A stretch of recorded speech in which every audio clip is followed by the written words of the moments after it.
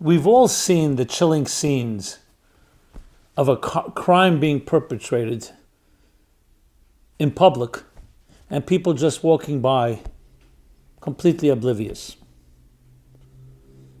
I remember a car hitting someone on a bicycle. They fall over, completely lifeless. And people, literally, tens of people just continue walking. Someone being mugged. Again, in a public arena. And no one doing anything to help that person. But here is where it gets even more chilling. I remember speaking about this once. And someone raised their hand and said, why should I care? Why should we care? It's a dog eats dog world. Survival of the fittest. I have enough problems of my own.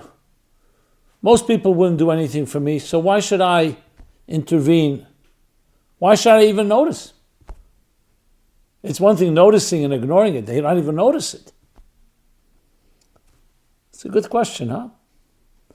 We all understand our knee-jerk reaction is something's wrong. It's just not right. You see an injustice, say something. But the fact is, injustices are happening all the time. How many children are being bullied as we speak? How many people have been hurt and killed? And others were guilty and complicit in their silence. So why should we care? And what do we do about it? And what does it tell us about ourselves and our society? Please join me in this very personal and relevant topic. Who cares?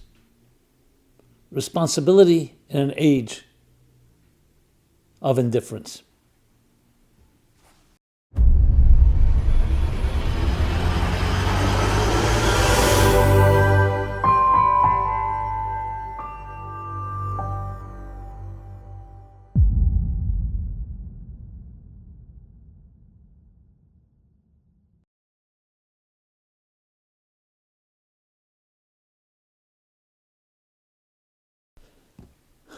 Hello everyone, Simon Jacobson here.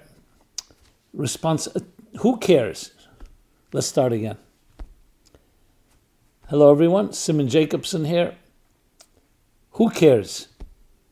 Responsibility in an age of indifference. This program is dedicated by Catherine Palmer in memory of Mary Virginia Alexander Palmer. We've all seen those chilling scenes, videos, pictures of a crime being perpetrated in public and people just being completely oblivious. A car driving down the street, hitting someone on a bicycle, the person falling over, seemingly lifeless, and people just walk as if nothing happened. Someone being mugged mid-daylight.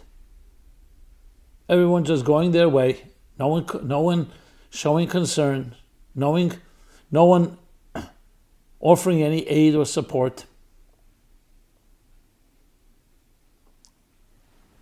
What do you think about that? So I remember once speaking about this, probably more than once, and I remember someone raising their hand and said, why should we care? Why should I care? It's not my problem.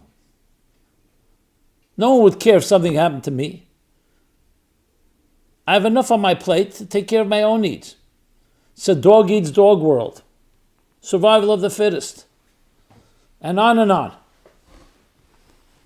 Now, of course, all of us sense something's wrong, even though we may be one of those that are silent. But something wrong. Well, we don't care when something blatantly is wrong. Someone's being hurt. And we have history filled with those that perpetrated crimes and those that were complicit in their silence. Yes. How would you behave in those circumstances?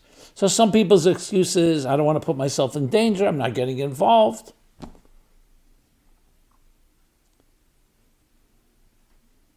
What does it tell us about human nature and about ourselves? And what is the ultimate answer? Why should we care? So again, the usual argument is it's just the right thing to do. Just like someone will ask, why is it bad to hurt someone? If I can gain something and someone else gets hurt, it's their problem. It's a sense of justice, a sense of morality, of ethics. But it takes us back to the very question of what is life? What is the purpose of life? Why be a good person? If we all die at the end, and all buried in the same earth, whether you're a good person or a kind person or a generous or unselfish or unkind person, what difference does it really make? So again, the conventional answers are, it's the right thing to do, it makes you feel better, this is the formula for a just society, where we care for each other, love. Even from a biological evolutionary theory, when you help others, they help you, it's better for the perpetuation of our species. But are these answers really adequate? Now, many people say, I don't have to think about it. Case by case, sometimes I feel like I want to help, I'll help, I don't. This is a general lackadaisical attitude to life in general.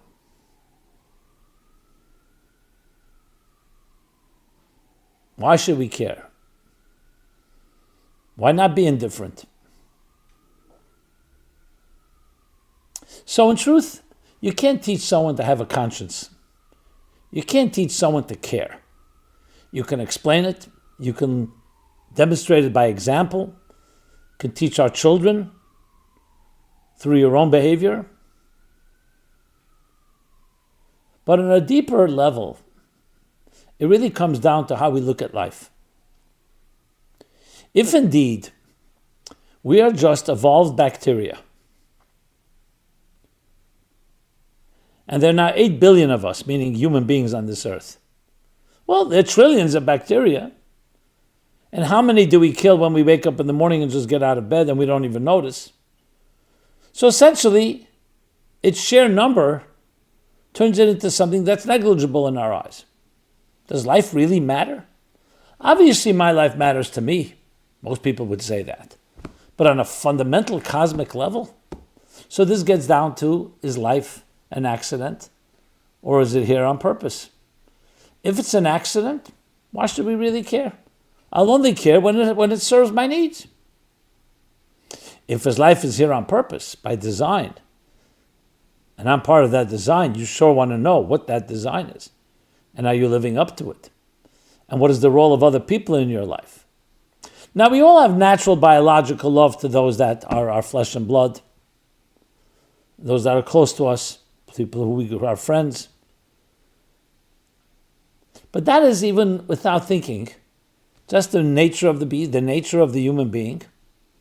I was about to say nature of the beast. That we care for people who are in our proximity, or are people who we feel close to. But what happens when they fall out of favor? So all this becomes something that seems arbitrary. A life of purpose means that every detail in existence, in every one of us, is absolutely necessary. And not just for your personal existence, for everyone else's existence. Imagine nature began to behave in this anarchistic way, where each component in nature says, I'm now, from now on, only taking care of myself. No more cross-pollination, no more exchange or give and take. No more photosynthesis. And all the other synergetic forces that make life work. Imagine all the organs and limbs in your body got together, or didn't get together for that matter, and said, you know what, enough coordination, each to their own. I can't resist The joke, the two guys go camping, middle of the night, one of them wakes up and he hears a bear scurrying about. All afraid, he starts putting on his sneakers, waking up his friend, and says, we got to get out of here, there's a bear. And his friend says to him, why are you tying your sneakers? You think you can outrun the bear? He says, no, all I have to do is outrun you.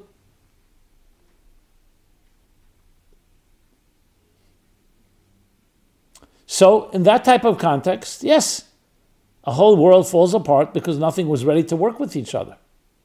We'll understand the disaster of that. In other words, inherent in the very nature of existence, very nature of our bodies, is an integral unity. We don't always feel it, and we definitely don't always act on it.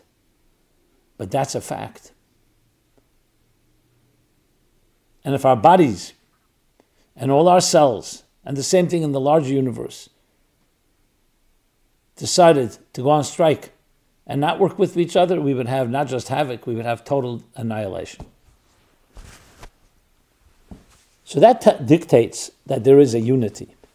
And the same is with all human beings. If you think about it, it makes a lot more sense, a lot more consistent with nature, that we're all indispensable components in a large cosmic symphony, each playing our music, and each complementing the other, every individual necessary, and every other individual necessary to complement you. So why is it so easy for us to take an attitude of selfishness, narcissism? Because we're blinded by that fact. It's easier. I remember going to an event, and it was a celebration of sorts. People had their chairs. There were no names on the chairs. And I noticed from a distance at the table where I was designated to sit at, there was a guy who came to the table, sat down in his chair was broken. So he looked around very quickly, sneak peek. When he thought nobody was watching, he took his chair, changed it with someone else's chair, and sat down. We came over to the table. I sat at the other part of the table. The person who sat down in that chair sat down. The chair broke. He fell. Thank God he wasn't hurt. And that person was completely as if nothing happened. It was a small little thing. He could have gotten up and just told a waiter or someone, this chair is broken, can you bring a replacement? He wasn't interested. Someone else's problem. I remember as children we used to play musical chairs. I hated that game because someone always remains without a chair. They play music. Let's say there's 20 children in the classroom. They take away one of the 20 chairs, play music. Whoever is left standing without a chair is out of the game. And slowly then you remove another chair, till you finally have one person left. But I remember there were always those that just were not quick enough. My compassion, at least at that moment, often would deliberately not grab the chair, let someone else. I remember one person always would miss a chair, was so happy when he found the chair. But I found the game to be cruel because it was always going to underscore someone's losing.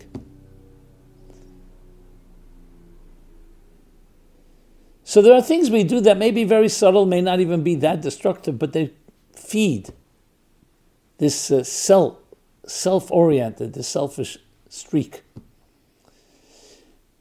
And when you begin to understand it on a more cosmic and metaphysical level, you understand that's exactly how the world was created.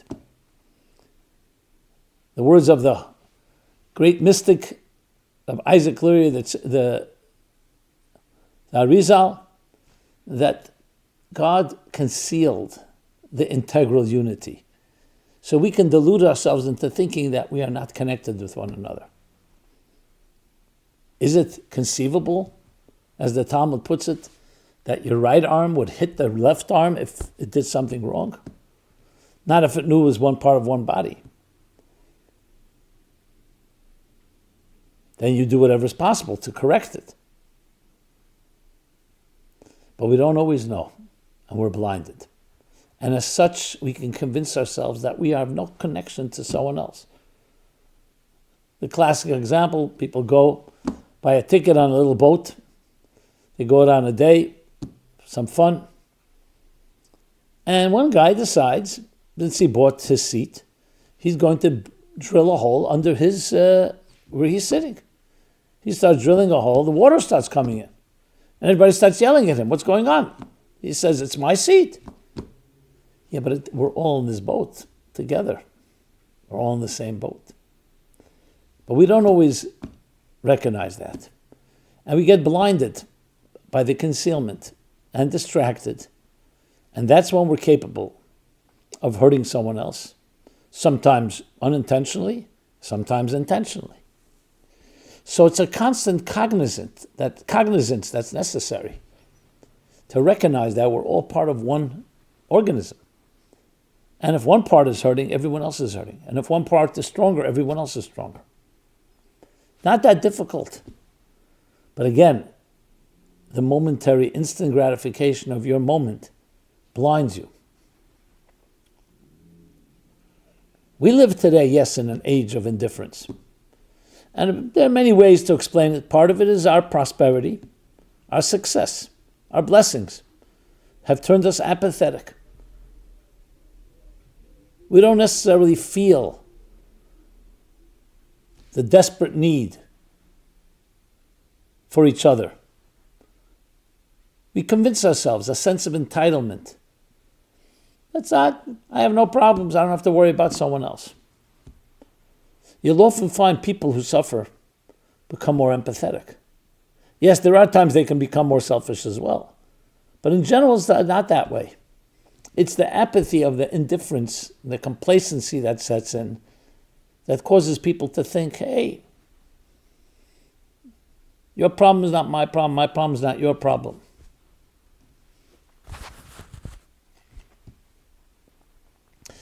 And the outgrowth of that, and the result of that, is a life, yes, of less care, of less empathy and less sensitivity. It's beautiful to see a home where the children, the entire family, are giving. A guest comes to the home, they're all offering. They're not holding on and hoarding their own room or their own possessions. They share.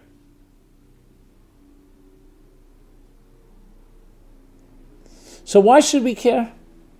First of all, it's the truth and reality of life.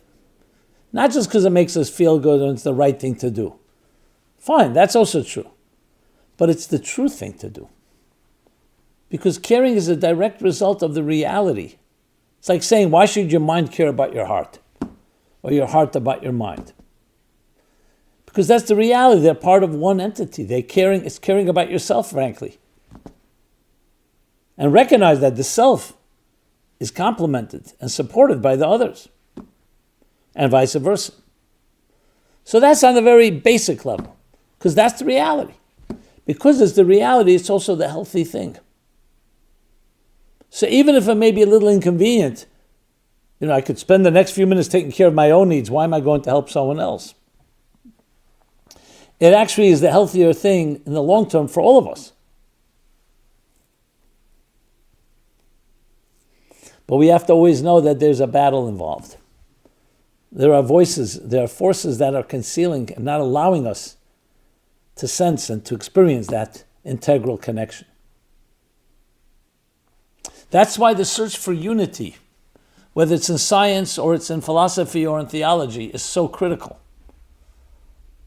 For the singularity, for the unified field theory. Because we're looking for the connection between things. We're not looking to clone, just to replicate. We're looking to recognize the oneness, the harmony within the diversity. So when you care, you become a healthier person. And a truer person, and a more real person, because that's the reality. It's one thing you'd say, it's a nice gesture, nice moral conviction to care about others. but it does nothing for you. Even then, that's what you do. But imagine recognizing, what do you mean does nothing for you? It's critical to your well-being. This must be taught in our homes and our schools. The symbiosis, the coordination, the synthesis of it all. That is why war, violence, crime, injustice goes against the very grain of existence, the very fiber of what makes us a healthy organism.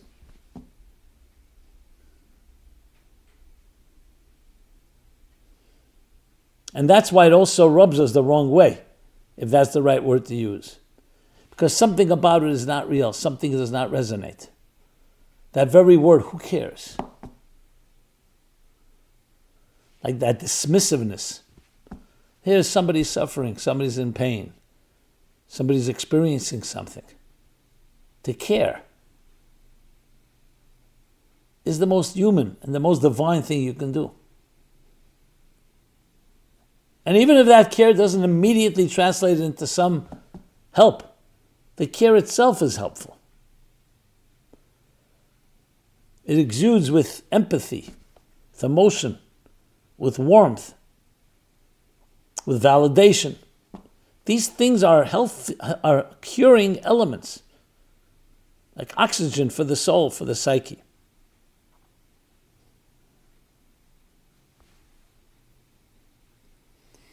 Which brings us to the word responsibility. Many people don't like that word. Why am I responsible? I want to be as least responsible as possible. This is not about feeling guilty or taking upon yourself a burden that you shouldn't take upon yourself. Responsibility is a blessing. It's a gift. You're able to be responsible for another, for yourself, for others. Unfortunately, there are people who are in situations they can't be responsible. Whatever, God took away certain capacities from them. They still have responsibilities, but in Jewish thought, there's actually an interesting mitzvah that everyone is obligated to give charity, tzedakah. Even a pauper. You'd think a pauper has no money. Why would you obligate him to give charity? One day he'll make some money, let him give charity. Because there's the dignity of giving. Because everyone has something to give. You come to a point where you feel you have nothing to give, that's one of the most devastating and demoralizing experiences. Everyone has something to give. Because everyone has value. So we come back into a world where what do we value? We definitely value money, possessions, power, influence. What about the value of your very life? Regardless of how much equity and possessions you've gathered, the value of your being, that you exist, and that you have something valuable, invaluable, and indispensable to contribute. That's the message. So when you think about it, very existence, you can say, by definition, is an egotistic, or is it egoistic? Egotistic existence. Me, me, me. All I have to do is outrun you. But that is on the surface level. In truth, it's a symbiotic, it's a united universe, a united world, where we all complement each other. We're all part of a larger organism, a larger symphony. And that is the difference, my friends, between life and death, between healthy love, unhealthy love, between love and hate, between giving and taking, between selflessness and selfishness. A choice we make every moment of our lives. How will we behave?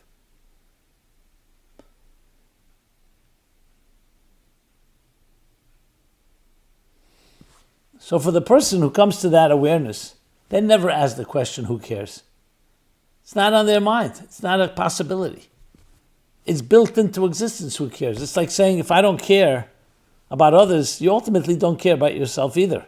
Even though you think selfishness is a form of caring for yourself, just not for others. No. You don't care for your health. You don't care for the big picture.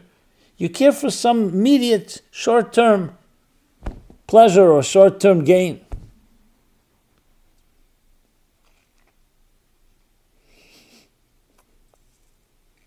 Responsibility. Responsibility to yourself, responsibility to others, to not betray yourself or others, to not betray your destiny, your calling, your unique contributions. You need to sing your song. We all need it. And you need to hear the songs of others. You need it, and everyone else does as well.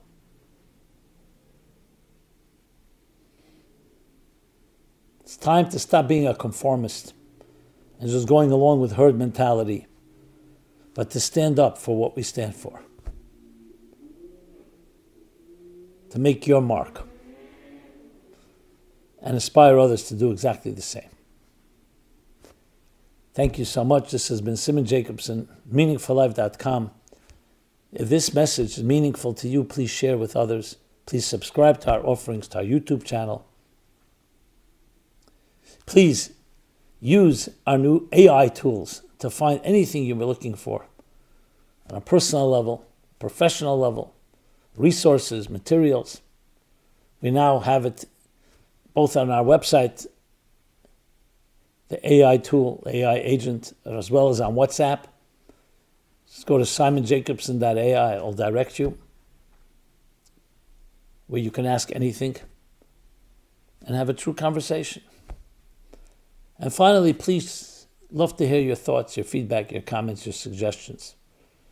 Be blessed and be well. This program is brought to you by the Meaningful Life Center. Please help us continue our programs. Make even a small contribution at meaningfullife.com/donate.